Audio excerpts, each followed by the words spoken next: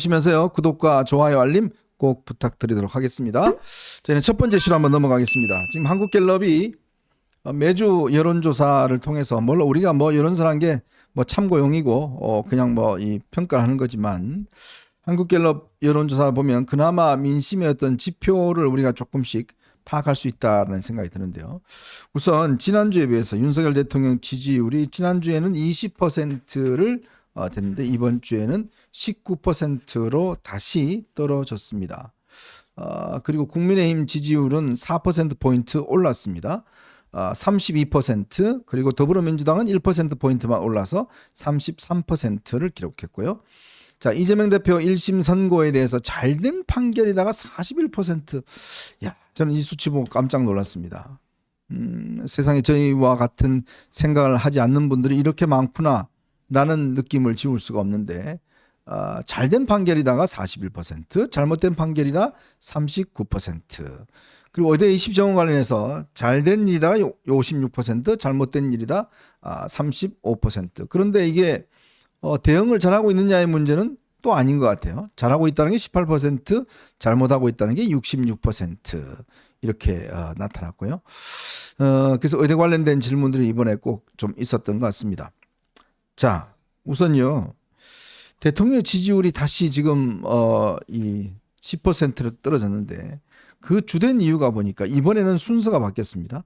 지난주까지만 하더라도 김건희 여사 문제가 1등이었는데 이번 주부터는 경제, 민생, 물가 이게 15%로 부정평가 이유 중에서 가장 첫 번째를 달했어요. 네네. 최근에 여러 가지 경제 수치가 안 좋은 게 내년 성장률도 지금 10%대다. 뭐 지금 국민들 여러분들 느끼시는 이 체감 경기가 굉장히 차갑지 않습니까? 네네. 뭐 그런 것들이 사실상 이제는 평가가 되고 있는 게 아닌가 싶은데 말이죠. 네네. 이번에 트럼프하고 해리스하고 붙어가지고 트럼프가 완승한 이유는 네. 경제 때문 아니었습니까? 그러니까 실질적으로 서민들의 그 피부에 와닿는 그게 중요한 거고요. 네. 그 경제가 제대로 돌아가지 않는 정부가 정권 재창출한 경우를 본 적이 없어요. 그렇죠. 그러니까 개개인에 대한 호불호도 있지만 하지만은 실질적으로 그 우리 유권자들이 특히 서민들이 먹고 사는 문제가 얼마나 중요한 것인가. 네. 여기에 대해서 대통령하고 그 경제 그 운용하는 그 팀들이 손발이 딱딱딱 맞아서 잘 일을 갖다가 해야 된다. 저는 그런 생각을 갖다가 하고요. 네. 다른 데를 볼 필요가 없어요. 문재인 정권이 왜 무너졌습니까? 딱 하나 잡으라고 하면 부동산이잖아요. 네. 그런 것과 비슷한 거 아닌가 저는 그런 생각이 들어가지고 네. 사실 걱정되고요. 그다음에 제 주위에도 힘들다라고 아우성치는 분들이 굉장히 많아지고 있습니다. 네. 저는 그래서 이게 경제라는 게 뭐 그렇습니다. 이게 뭐 좋을 때도 있고 또 우리 스스로가 뭐 노력해서 안 되는 문제도 있고 하긴 하지만 네네. 그러나 국민들 눈에 이 정부가 그만큼 경제 문제에 대한 현실을 느끼고 있느냐. 자, 그 부분이 일단 중요한 것 같고요. 네네. 두 번째로는 얼마나 이걸 노력하고 있는 모습을 보여주고 있느냐. 네네. 저는 이게 결국은 민심에 좌우된다고 생각이 들거든요. 네네. 저는 대표적으로 성공한 사례는 보면 옛날에 이명박 대통령이 네네. 그때 이제 금융위기가 왔지 않습니까? 그때 벙커를 만들었어요. 네네.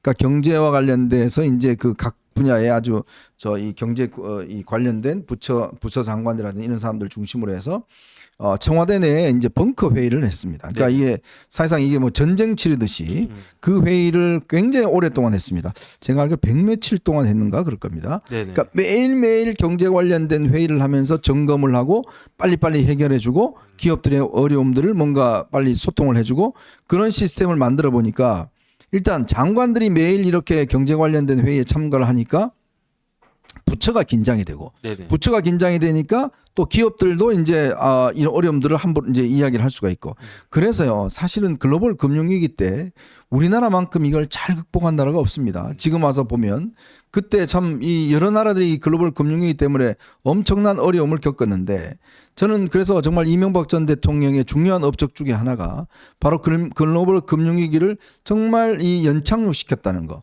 그리고 그 배경에는 그 경제적 감각을 통해서 진짜 국민들이 보여주기에 이 정부가 노력하고 있구나. 그리고 국민들을 위해서 열심히 뛰고 있구나. 이 모습을 보여준 게 저는 결정적이었다고 봐요. 네네. 그러니까 이명박 대통령은요. 누가 뭐라 그래도 일머리는 있으신 분이잖아요. 네. 그다음에 실제로 문제를 해결을 했었어요. 그다음에 문제 해결하는 것도 중요하지만 문제 해결하려고 열심히 노력하는 모습을 보여주는 것도 중요한 거 아니겠습니까? 네네. 그런데 그 두 가지를 이명박 대통령이 잘 한 거고요. 그러니까 그 이후에 대통령 박근혜 대통령 되지 않았습니까? 네. 이런 모습들을 보여줘야 되는데 그런데 사실은 윤석열 대통령은 사실은 뭐 경제 대통령이라고 많은 사람들이 기대는 안 했단 말이에요. 네. 그런데 경제 대통령으로 기대는 안 했지만 윤석열 대통령한테 기대했던 게 있지 않습니까? 그게 뭐냐면은 그 공정하고 상식적이고 더군다나 범죄를 저지른 사람은 거기에 상응한 대가를 치를 수밖에 없다. 그런 모습을 보여주셔야 된다라고 저는 생각을 하는데 네. 일단 그런 부분들이 지금 삐걱삐걱 되니까 다시 지지율이 20%가 또 못 미치는 그런 상황이 된 것이 아닌가 안타깝다는 생각이 듭니다. 저는 그래서 이제 이 정부가요, 좀 이렇게 어떤 국민들과의 어떤 인식의 공감대가 필요합니다. 지금 경제팀들이 자꾸 수치에 아무런 문제가 없어요. 지금 경제 지표 전혀 문제가 없어 잘하고 있다. 이제 정상 궤도하고 있다. 대통령도 지난번 기자회견 때도 경제 관련 자신감을 피력했잖아요. 근데 여러분들 그게 현실감이 있게 느껴지시나요? 그렇다면 왜 한국은행이 내년 경제 성장률을 1%대로 지금 축소를 했겠습니까? 그만큼 트럼프 이후에 여러 가지 지금 어려움이 우리가 예상이 되고 있다는 거거든요.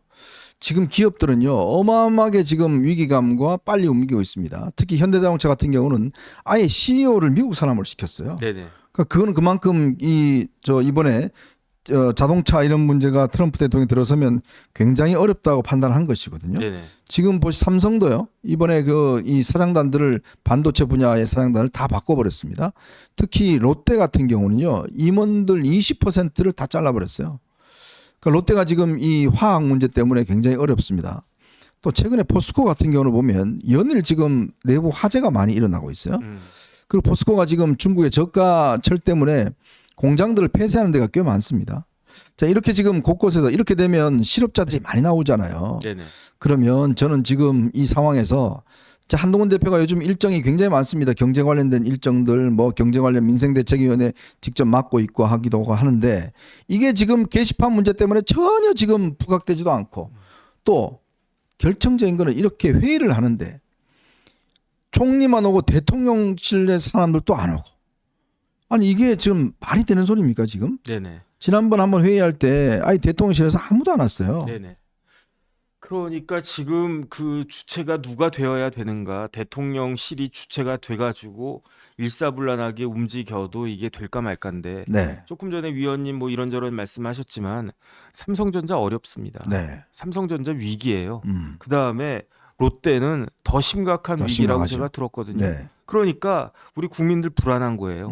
서민들이 나 먹고 사는 것도 빡빡하고 힘들다 이런 것도 사실은 나도 힘들지만 네. 뭘 생각해야 되냐면 그래도 우리나라가 뭐 삼성전자가 다시 또 1등하고 뭐 그러면은 그다음에 뭐 롯데도 잘 나가고 뭐 현대자동차도 1등이고 그러면 희망이 보이는데 나도 어려운데 우리나라가 자랑하는 세계적인 대기업들이 지금 뒤처지고 있는 듯한 네. 그런 느낌을 받으니까 더 불안해지는 거 아니겠습니까? 그러면 정부의 역할은 뭐냐면은 경제는 심리잖아요. 네. 그러니까 그 사람들이 그다음에 이제 경제는 심리고 심리이기 때문에 불안감은 전염성이 있단 말이에요. 근데 이런 걸 갖다가 딱딱딱 막아주고 그럴 문제 전혀 없고 그다음에 이런 문제는 이렇게 해결하고 이런 문제는 이렇게 해결할 것이다. 이런 것들과 관련해서 당과 정부가 정부와 여당이 이렇게 그 대안을 가지고 있고 그다음에 이런 부분들에 대해서 야당에 대해서 이런 이야기 딱 하면 꼼짝 못하게 따라올 수밖에 없지 않습니까? 네. 대표적인 게 금투세 같은 거. 그렇죠. 그런 것들은 정확하게 이야기를 하니까 아무리 뭐 어쩌고저쩌고 그렇게 이야기를 해도 맞는 말 하는데 뭐 정치하고 경제는 다른 거잖아요. 네. 이런 식으로 경제는 우리가 확실하게 챙기고 있다. 이런 모습들을 보여줘야 되는데 그게 아니고 지금 딱 돌아가는 걸 보면은 대통령실이나 정부나 다 생각은 다 다른 쪽에만 있는 것이 아닌가. 제1의 목표가 무엇인가 이런 부분들에 대해서 국민들이 걱정하고 있다고 하는 것을 알아야 되지 않을까 하는 생각 듭니다. 예를 들어서 유난 갈등 이거 일단 차치하고라도요. 이거는 차치하고라도 지금 국민들의 관심이 어디에 있습니까?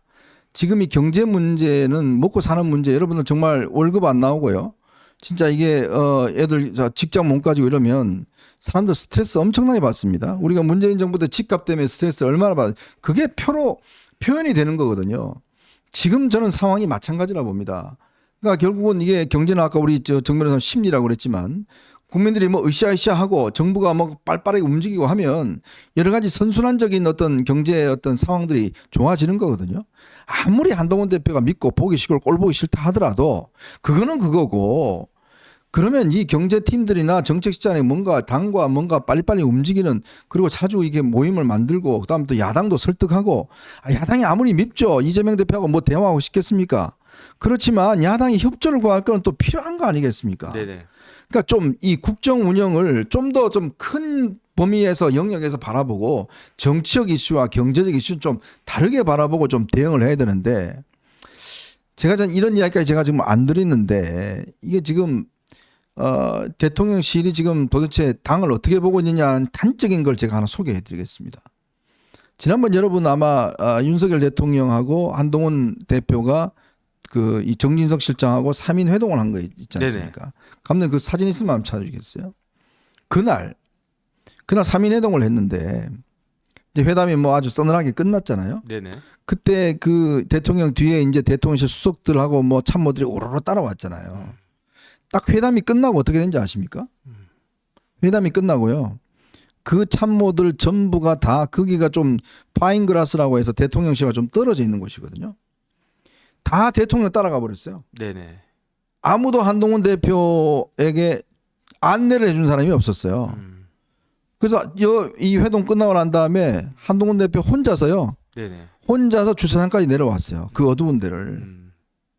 그 밑에 박정하 실장 기다리고 있다가 같이 타러 간 거예요. 네네. 세상 정무수석도 예를 들어서 이렇게 회의가 있고 하면 최소한 당대표 혼자 왔으면 주차장이라도 좀 안내를 해야 될 거 아닙니까? 네네. 예? 하고서 아유 대표님 저 이쪽 차 저 밑에 있으니까 그쪽으로 좀 가시고 뭐 그걸 해야 되고 전부 다 쫄쫄 대통령 뒤에 다 따라가 버렸어요. 네네. 예? 그리고 자기들끼리는 밥 먹고 저녁 먹고 그리고 또 추경호 불러서 같이 밥 먹고 네네. 그런데 한동훈 대표 혼자 주차장까지 혼자 내려갔어요. 아무도 없이. 네네. 왜 이러는 겁니까 진짜? 예? 아니 이재명이라도 안 그럴 거 아닙니까? 네. 예? 그게 바로 제가 이 이야기 사례를 말씀을 드리는 게 이 정도로 당의 대표를 어떤 생각을 하니 이게 지금 국정이 굴러가겠냐고요. 네. 전날 말이죠. 박정하 실장도 갔는데 박정하 실장은 정무수석실에 놔두고 나오지 마라 그러고 다 뒤에 대통령실 참모들만 저기 따라갔어요. 박정하 실장은 회담 시작한지도 몰랐어요. 예? 이거 뭐 하자는 겁니까 진짜? 네네. 예? 뭐 어쨌든 그 지금부터는 저희 한동훈 대표가 본인의 역량을 잘 그 발휘해야 되는 그런 시점이 올 수밖에 없다. 저는 그런 생각이 듭니다. 네, 제가 좀 이게 하도 이 기가 막혀서 이야기를 듣고 말씀을 드리는 건데 이런 식으로 하면 안 됩니다, 진짜. 예? 아무리 대통령이 대표 꼴 보기 싫다고 그 참모들까지도 이런 식으로 당 대표를 홀대하고 혼자 그 어두운데 그냥 주장 찾아가라고 그러고 뭐 알지도 못하는데 그 한 대표의 이 마음의 심정이 어떻겠습니까? 예? 야, 진짜 혼자 터덜터덜 내려와서 차 타고 이 참 그 어두운 밤에 아무 불도 안 켜져 있는데 그런 식으로 하면 안 되는 거예요. 예? 이거는 인간적 도의가 아닙니다. 예? 홍철호 정무수석 도대체 이 양반은 뭐 하는 양반인지 그거 하라고 하는 양반이 참 기가 막혀서 참 말이 안 나옵니다.